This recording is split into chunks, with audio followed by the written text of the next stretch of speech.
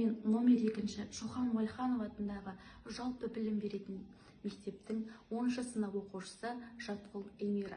Мен сіздерге бүгін өзімнің сүйікті кітаптарымның бірін айта кетейін. Бұл шығарма «Қар қызы». «Қар қызы» негізінен Оралхан Бөкейдің шығармасы.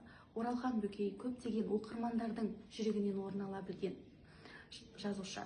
«Қар қызы» студенттер мен оқушылардың жүрегінен орын алған романтикалық повесть деп айтсақ болады.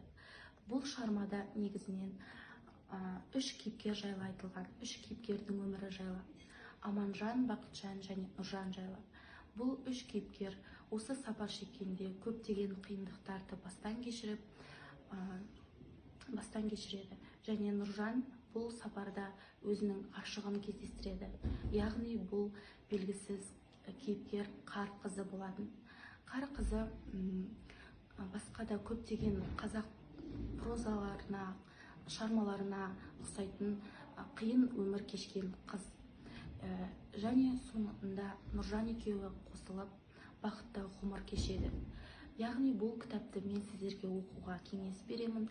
Бұл кітап менің көңілімнен шықты және сіздердің де көңілдерінен шығады деген үміттемін.